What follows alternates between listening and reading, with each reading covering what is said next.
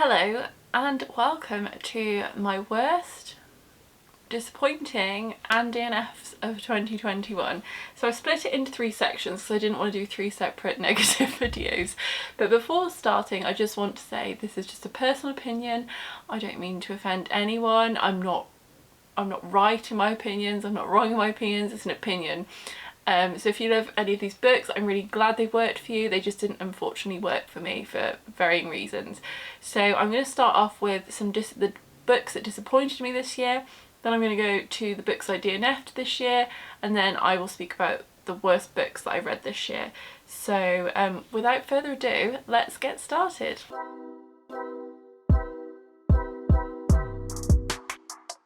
Okay, so the first one that I'm going to talk about is a series as a whole, and that is the Folk of the Air series by Holly Black. So I really enjoyed The Cruel Prince. It took me a little while, but I did end up enjoying it.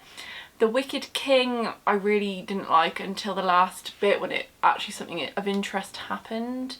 And then the last book, nothing exciting happened. It was so much better than The Wicked King, but Queen of Nothing, which was the last book, there was no like epic final battle, no epic scenes. It was boring and a letdown. It was a very political YA fantasy and it's based mainly around the political side of things. So I wonder if that's why I didn't love it, because there is a romance, but it's very much a side story. And my personal taste, now I definitely know, is kind of the romance to be a big thing in my fantasy books. So the romance was great and I thought they had so much chemistry, but I just wanted so much more from it. So ultimately I found that series quite disappointing in the end.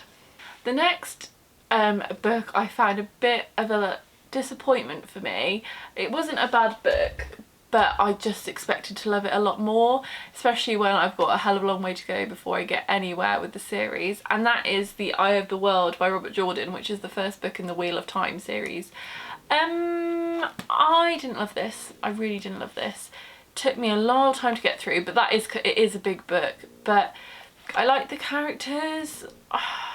It was just unnecessarily long, I felt. A lot happened. To be fair, it is my first kind of epic fantasy, so I guess I've given myself a bit of a challenge to start with, but I didn't love it, and the ending was very underwhelming. So I'm enjoying the TV programme though, and I will be continuing the series, so hopefully I will enjoy it more as I get further on. But this ended up as a 3.5 out of 5, so not a bad book. I really thought that I would love it, so I was a bit disappointed that I didn't. Next disappointing book was Love After Love by Ingrid Passard. This is a book with a beautiful cover and what sounded like a beautiful story, but it did not work for me. Sorry, I just thought I'd say, because there's quite a lot of books, I'm not going to go too heavily into synopses because I will be here all day. But we follow the three characters, Betty and her son Solo and Mr. Cheaton, who live in, I believe they live in Trinidad. And then Mr. Cheaton's their lodger, and then one night over a few too many glasses of rum, a secret comes out that kind of tears their close bond apart. And we see the family split, and Solo moves to New York, and Betty is just overcome with loneliness. And that, to me, I thought I'd love it, but it just didn't work. I was very unconnected to the characters. Solo I really didn't like, and I didn't enjoy reading his parts of the story because it's split into different points of view, and I just didn't connect to it. I can't put my finger on why. I know a lot of other people feel the same. I just can't put my finger on what didn't work for me, but the book didn't work for me at all, and I only gave it 2 out of 5, which was a big surprise. So yeah, unfortunately not one for me. The next book I was disappointed by was Jade, Fire Gold by C.L. Tan. This sounded like a very epic YA fantasy. Unfortunately it fell very flat for me again, so I read an arc of this and I'm so grateful that I did get to read an arc, so thank you so much to the publisher for sending it to me. Yeah, unfortunately it didn't work. I found the main characters, both of them, weren't very exciting or developed to the extent that I really felt like I knew them and connected with them and cared about them. I quite frankly didn't really care about them. I found the pacing very, very off. So like it would be like, and then a few months later and then a few weeks later, and I'm like, well what happened? There's no like tension to build up across that time frame. It's like they're talking about something and then suddenly we zoom forward in time and it's happened or happening. And then other times we'll watch them walking and nothing happening for days, and I'm like, the pacing was really what let it down for me, and the epicness that I wanted was missing. And yeah, but it was the pacing that I had the biggest issue with, because it just didn't make any logical sense in my opinion. Another disappointment which I thought I would love was Hamlet by Maggie O'Farrell. I really thought I would love Hamlet, and I really didn't. It was okay, I didn't hate it, I was just disappointed because I thought it would be a 5-star. The writing was beautiful, I did enjoy the story, but after Hamlet passes away, which isn't a spoiler, after he passes away, I really did lose interest. I read it as part of my book club, and a lot of people felt the same as me. Some really connected with Piranesi, whose name I can't remember, and that's so bad. I can't remember her name. Anne? Sorry, I'm just looking because she's literally the main character and I would feel bad not to include her name. Agnes, I've just remembered. Agnes. I really enjoyed her as a character, but after Hamlet died, I felt very disconnected with her. She was going through a lot of grief, understandably. She just lost her son. But after that point, I felt very disconnected from the story. I did really like the ending. The ending saved it for me a little bit, but because I thought it'd be 5 stars, ultimately I was left very disappointed. My list is never ending. Another book which was a 5-star prediction that I was disappointed by was Legendborn by Tracy Dion, and this didn't work for me at all. Really didn't work for me, and I pushed through because I thought it would eventually click and I'd end up being like, yes, this is great, and it just didn't. It's a YA fantasy, like based on a main character who becomes aware of and involved in, like, they're like descendants of King Arthur. It's always like a sorority, but it's not. And she becomes involved in it because she thinks it has something to do with the disappearance of her mother. Sorry, the murder of her mother. And I see what this book was trying to do, but it tried to do too many things for me. It was so long. It was so confusing, and a lot of bulk paragraphs of information dumping and world building, and I could not get my head around the systems, the 2 systems, because there are 2 magic systems. I just could not get my head around it. Very info dumpy, a lot going on. The ending was okay, but by that point I couldn't have cared less because I just wanted it finished because it was so much information. Very complicated for a YA. I really didn't like it. It's not the worst book I've read this year. I didn't quite make it to my worst books, but I really didn't like it. And so many people did, so clearly I just missed something, but I couldn't connect with it at all and really just desperately wanted to give up but was too stubborn. Okay, so now we're going to talk about my worst books of 2021, and again, just to reiterate, this is just a personal opinion. My first one will be So Lucky by Dawn O'Porter, whose writing in that book I loved. I loved the writing. I thought it would be kind of along the lines of Insatiable by Daisy Buchanan and Ghost by Dolly Alderton, both of whom I love their writing and their stories, so I had no doubt I'd like this book. And I did like the writing, but the story was just so unrealistic. And I know it's fiction, but it was kind of a realistic fiction. But then what the 3 main characters did, so we had 3 main characters whose different points of views and stories we followed, basically about how their lives portrayed to be wonderful, and God, they're so lucky, but realistically they're not happy in their lives, and why that is. It was weird. It was just weird, and what they did, and Beth, I think it was Beth, was such a vile human being, and I know we learned her story and why she was the way she was, but it didn't, the reasons for her being so grumpy did not justify what a bitch she was. She was a vile, horrible person, and I detested her. She was horrible to everyone she met, including her own child. She was horrible. I can't remember the other one. Ruby was likeable, but then she did some very weird things, including going she was just obsessed with sex, and like her assistant was masturbating in their work toilet, and apparently that's normal. Is that normal? Maybe it is. Maybe I'm very naive and a bit of a prude. But it was very like, her story was very crude, and I was like, this just doesn't happen. This discussion would not happen. No, no, you wouldn't do that. No.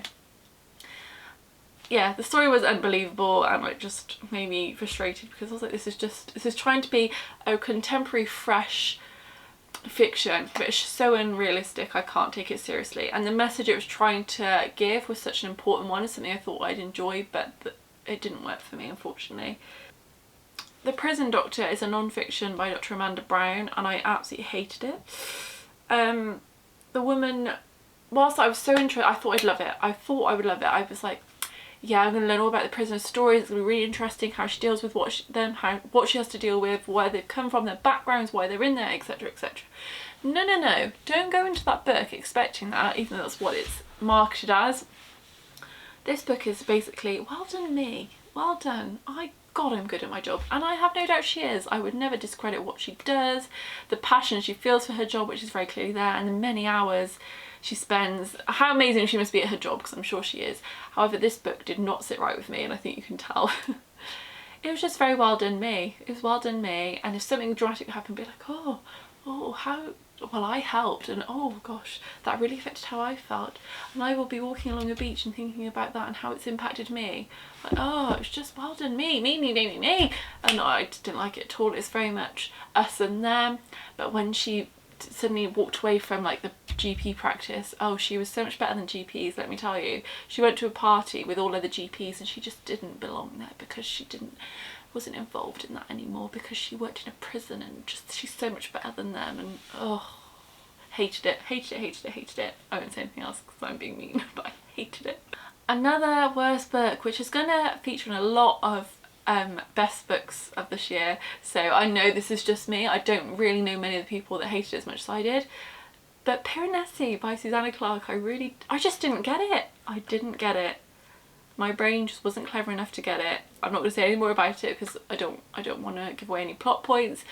It was confusing. I just didn't get it. Sorry if the angle or anything has changed. My battery died. So yeah, basically in a nutshell, Piranesi, hated it. Next worst book I read this year was We Were Liars by E. Lockhart. I knew it was a Marmite book. Some people love it and some people hate it. It was short. I thought I'd give it a go, and I hated it.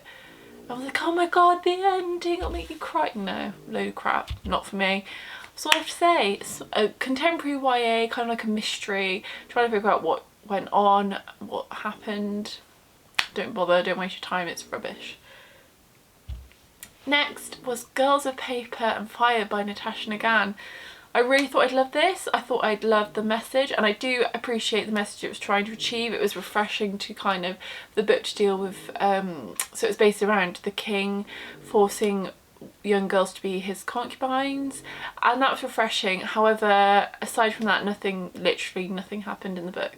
It was just the girls going to and from classes,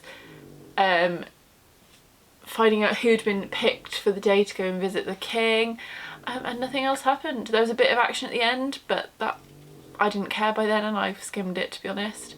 So very slow paced, not at all what I was expecting, and I really didn't like it. It's one of the lowest rated books I read this year, fortunately. Another one I hated was a book club pick, and it was Exciting Times by Nisha Doolan, a contemporary literary fiction about teaching English as a foreign language teacher I think she was from Ireland, living in Japan? I think it was Japan for a year. Was it Japan? I don't have the book anymore. I'm sure it was Japan. And I didn't get it. I didn't get it. It was just another of those contemporary ones that I didn't quite understand, didn't get the point in it, didn't connect with the character, and I don't think you were supposed to. She was supposed to be, it was written in a cold way, and I get that it wasn't me missing the point with that, I don't think, but I just didn't like it. I didn't care about the character, I didn't care about the non-story, didn't get it at all. Finally, probably something that was overall very disappointing, but Siege and Storm, the second book in the Shadow and Bone series, which as a whole was probably the worst series I read this year. I didn't like it. I didn't connect with it. I cannot believe the hype it's got because it's not very good. But the second book was awful. I gave it 2 stars. I can't remember anything about it. I read it so long ago, but it was rubbish. Nothing happened. It was boring. And yet another thing about the story, like feature, no one talks about this, but the basic stories feature around the killing of not animals but creatures. Well, no, the first book is an animal, to gain power. Like, no, why would just anyone, me particularly, why would you want to read about that? It is only very minor, and I skimmed past it in the first book, and I did skim past it in the second book. Can't remember about the third book, to be honest. But why is that a thing? No, no. I know how we can make a book to be interesting. Kill creatures, innocent creatures and animals, so we can get more power. No. I know that's kind of the whole moral of the story, like at the end. Just no, didn't work for me. The series didn't work for me at all. This whole video is making me like really angry. Can you tell? I should have filmed this before filming my best books of the year, but I'm doing it after. And I should have done it before so that I could film a happy video. Alas, that's not the case. So now I'm going to go very quickly over the books I didn't finish this year. There aren't many of them, and I'm hoping this year that one of the things I do is DNF books quicker. Like, it's okay. If I'm not enjoying a book, it's okay to put it down, because like at the end of the day, reading is for enjoyment, it's a hobby. I do sometimes like reading bad books, I just do, but those I'm not getting anything out of, I just need to DNF more. So I DNF'd 1, 2, 3, 4, 5 books. I thought it was more than that, but according to my list, 5 books this year. I'm going to check that, bear with me. Okay, so it's actually 7 books. I just haven't included them all. So I won't go through these because it's very much, I don't know enough about the book to comment on them, they just weren't working for me. So, The Dictionary of Lost Words by Pip Williams, I thought I would like. It's a historical fiction based upon the dictionary and a girl who, I can't remember her name, but it was so boring. I didn't read a lot of it. I'd say it was less than 100 pages, and the word slip was mentioned probably about 1 million times in those few pages I read, and it was so boring, and it was every other word was slip, because basically, sorry, my dog is looking at me and I feel like she's judging me. The words, like when the dictionary was first made, words were written on slips, and so the job of the people involved in the dictionary, whose names I can't remember, like they had hundreds of these slips and read the words on them and what they meant and the meanings, etc. But I couldn't read if I read the word slip once more, I was going to scream, and so by that point, when I felt like that, I knew it was time for me to not read it anymore, so I didn't finish that one.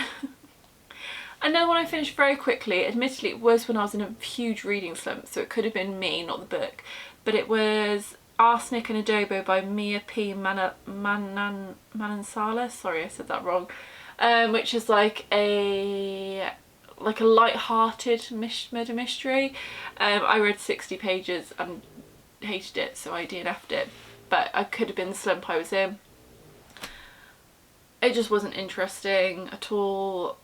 I wasn't interested in it, and I couldn't force myself to read it. I like descriptions of food, but that literally was all that happened in 60 pages, and there's only so much I can read about descriptions of food in a mystery novel, so it wasn't for me. Next was an audiobook that I kind of picked out because I was a lover of Twilight back in the day, and I thought, oh, this is like gonna be not Twilight but like back in that era sort of thing, and it was Shiver by Maggie Stiefvater. I tried to listen to the audiobook and I got about 20% in, 25% in, and it just, I was like, you know what, this isn't working for me anymore, can't do it. It's like a werewolf kind of story, and it wasn't for me. But I kind of should have known that, but I thought I'd try it anyway because I thought maybe it would make my commute. It's like, oh, this is like being back in like the early 2010, I don't know, but no, it wasn't. Another one I DNF'd was a Fairy Loot book I thought I'd give a go, and that was Fire with Fire by Destiny Soraya. I read 50 pages and it wasn't for me. It's a very, very, very young YA, and it's based around dragons, which I thought I'd love, but I didn't really get to the dragon stage. It was just very, sorry, this sounds really bad, but it's very simple writing, and I love YA, it's one of my most read genres, but it was very, very, very YA. And that doesn't make sense to me because I read a middle grade this year, my first middle grade in a very long time, and I loved it. But the writing, it was just read very young, very simple, and it bored me, and I just felt like I couldn't read it anymore. Another book I DNF'd was Corrupt by Penelope Douglas, which is like a dark romance. I didn't get to any of the romance parts because it just wasn't for me at all.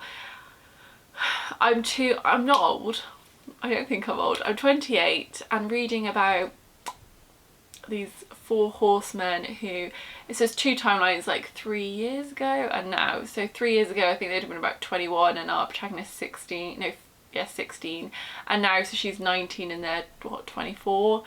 I think, I don't know if they were 21. I think, no, they were 18 and they're now 21. Something like that. They were 18, now 21.